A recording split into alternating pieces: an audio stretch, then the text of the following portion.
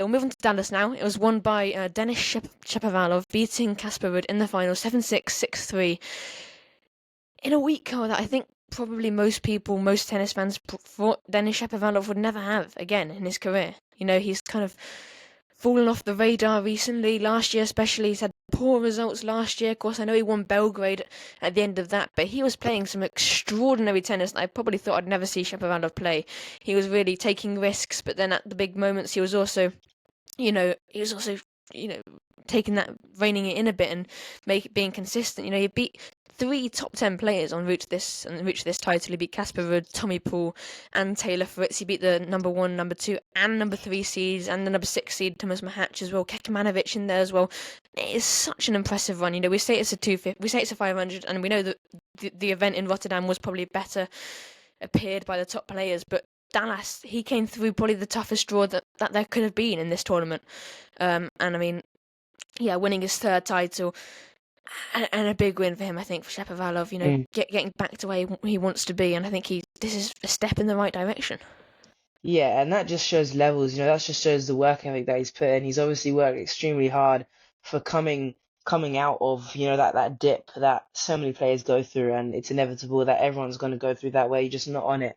And it's so good to see some guys that it just proves that you can. It's not hopeless, Just because you've gone down doesn't mean you can't rise back up, that's what I'm saying. So yeah, Shapovalov is living proof just right there that he obviously, you just said, didn't have the best season last year and it was kind of going off the radar with his results. But now, obviously, coming through and winning ATP 500, that's such a good level. And he's going to obviously get his confidence back and all this stuff. It might not be as low as a 250, which is even better for him, knowing that he can still play at such a high level. Beating Ruud as well is top class from him, honestly.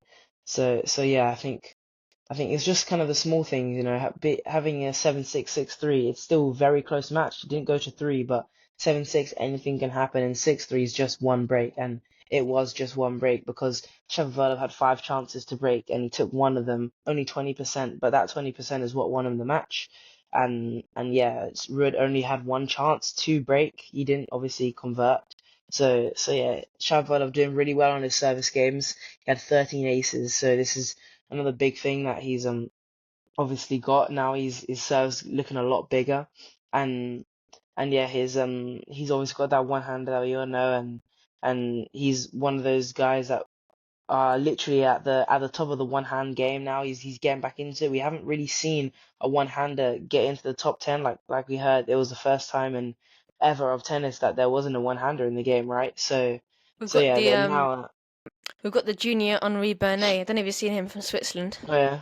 Sponsored by the I've heard of it. Federer clothing brand On. I think he's heavily backed by the Swiss Tennis Federation to be the next Federer with a nice Okay. one-hander. He reminds me of Dan Evans, actually. But yeah, perhaps he's the next top 10 one-hander. But Perhaps, or maybe Shapovalov could get back up there. yeah, But yeah, we love one-handers. So his career high was 10, Shapovalov. mm, But yeah, I that's think good. especially with his game, Shapovalov. He used to hit a lot of winners, a lot of flashy tennis, which has got him to have a big reputation in the sport, and he's known very widely. Even though Yeah, probably his results aren't, a player like he's probably known better than a player maybe like Kashinov Nishikori or Hurkacz or Kashinov. something Yeah, like that. yeah, players like that. Even That those guys, yeah, even though they got high yeah, rankings, he's just that type of player who's like so flashy and it's like known on the better. court, Yeah, and yeah, and I he is think definitely known better. why he's done so well in Dallas is because he's reined that in a bit, but he's also kept that, and he's got less unforced errors throughout his run. Before he would just hit like nearly. I was watching nearly, and this is an exaggeration, but nearly every other point he was double faulting, and I mean he was so unforced and making so many unforced errors, cheap errors to his opponents. And I think in Dallas, when I was watching the matches that I've watched, he was just redlining the ball with such high quality. And I think the question mark there is whether he can replicate this performance week in, week out. Whether he's obviously he was playing as probably his top level here, probably his top 10 tennis. I think definitely top Yeah. 10 tennis. And I think the question mark is whether he can bring this week in, week out and get back up to top 10. Because if he plays like this, then yeah, he can. Yeah, Carl. Yeah, and just saying, like, obviously, yeah, you said he played Fritz, you said he played Rudy, he played these top guys, but if he eventually has to play someone like maybe Zverev or Sinner and Alcaraz, can he keep that unforced error count down? Because in this match, yes, he beat Ruud. It was close, but his unforced errors was still quite a bit higher than Ruud in this match. He had 33 unforced errors, Ruud only had 25. So that's, yes, still something that he could work on, definitely. I think it What are is you thinking? kind of his game though. I think hitting out Yeah, more true. with Wood True. Yeah, yeah, much yeah. more consistent, like on the dirt. Yeah, But yeah, I think like you say, definitely if you can get those, yeah, like you say, playing Wood, it's easier to make less unforced errors than if you're being constantly pressurized against, like you say, like a Sinner or an Alcaraz or yeah, no Zverev even. time. Mm. Yeah. No time to think, no time to hit. But yeah, still a good amount of winners as well. He had more winners by two, so 30 winners. But yeah, reining it down a bit, reining both levels down a bit, but Mhm. still trying to keep that high level so it's kind of evens it out, which is really good to see. And yeah, that it's obviously working. So if you can keep that going and keep stepping it up, then so much bigger things to come from Shapovalov.